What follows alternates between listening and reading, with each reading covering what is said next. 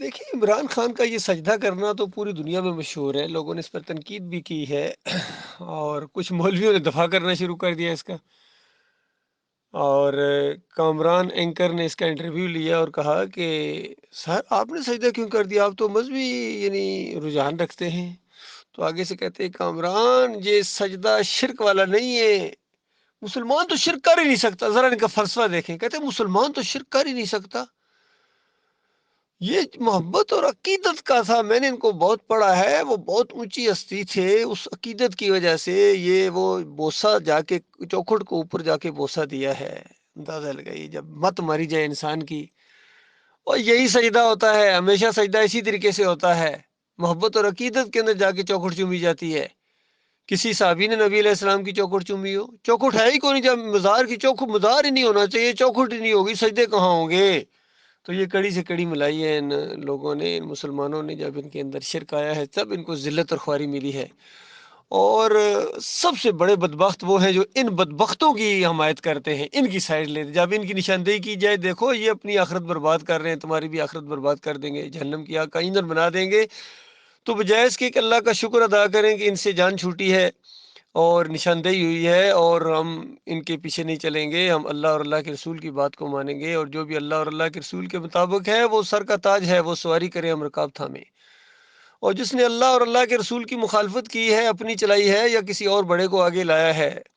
خود اس نے خدائی کا دم بھرا ہے یا کسی اور کو اللہ کے مقابلے میں کھڑا کر دیا ہے، ان سے ہمارا کوئی تعلق نہیں ہے، یہ بالکل ہم بیزار ہیں ان سے۔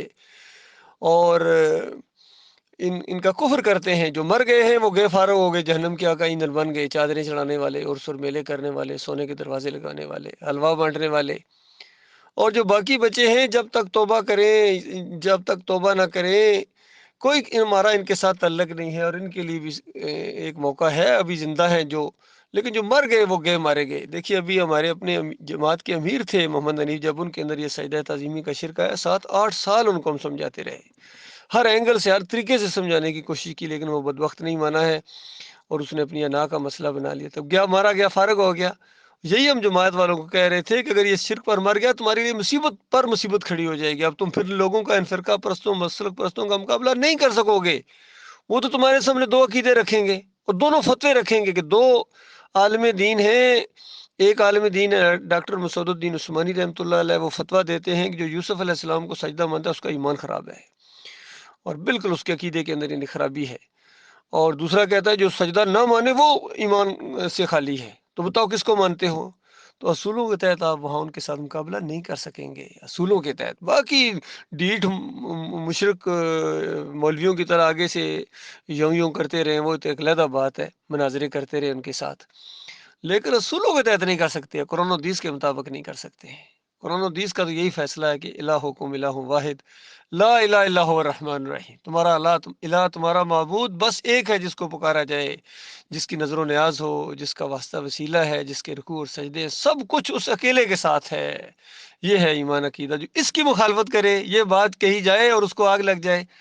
تو ایسوں کے لیے خوشخبری ہے، ایک آگ اور بھی ہے، اس کا نام النار ہے،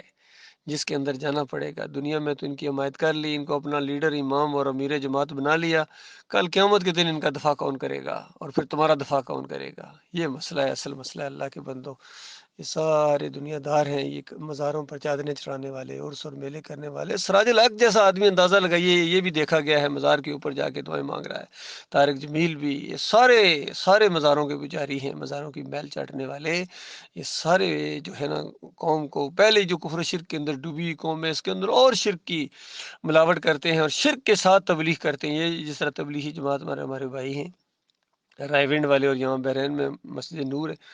سب ان کی کتابوں کے اندر شرک بھرا ہوا ہے، قبر پرستی کا سارا یہاں تک لکھ دیا انہوں نے، اور ان کو ہوش نہیں ہے، ان کے پیچھے چلنے والے اندھے مقلدین کی۔ انہوں نے لکھ دیا کہ نبی علیہ السلام کے جسم کے ساتھ جو مٹی لگی ہوئی ہے، بیت اللہ تو کوئی چیز ہی نہیں، عرش اور کرسی سے زیادہ افضل ہے، اندازہ لگائیے، اس سے زیادہ بھی کفر اس زمین کے اوپر کسی جماعت نے کیا ہے تو مجھے بتا دو۔ یہ وہ ہے اللہ کے بندو، مالک فرماتا عاملۃ ناصبہ تصلی نارا حامیہ، عمل کر کر کے تھک جائیں گے لیکن بھڑکتی ہوئی آگ سے نہیں بچ سکتے۔ وہ جو اس سے پہلے اس راستے پر چلے ہیں وہ گئے مارے گئے، ان کے پیچھے چلو گے تو آگے بڑا خطرناک انجام ہے۔ اور کہیں مالک فرماتا ہے وما یؤمن اکثرهم باللہ، الا وهم مشرکون، اکثریت ہے وہ اس طرح ایمان لاتی ہے کہ ساتھ ساتھ شرک بھی کرتے ہیں، ہوتے مشرک ہیں اور نمازیں بھی پڑھتے ہیں، تہجد گزار بھی ہیں، تبلیغی بھی ہیں، جہادی بھی ہیں، سب کچھ ہیں، لیکن مومن نہیں ہے، اللہ کی کتاب کی مومن نہیں ہے۔ یہ مسئلہ اصلی مسئلہ ہے، یہ مسئلہ ہے، یہ دعوت ہے ہماری، یہی کچھ اپنے بھائیوں کو بتانا کہ دیکھو جہاں شرک سے جان چھڑائی ہے وہاں شرک پھیلانے والوں سے بھی جان چھڑاؤ۔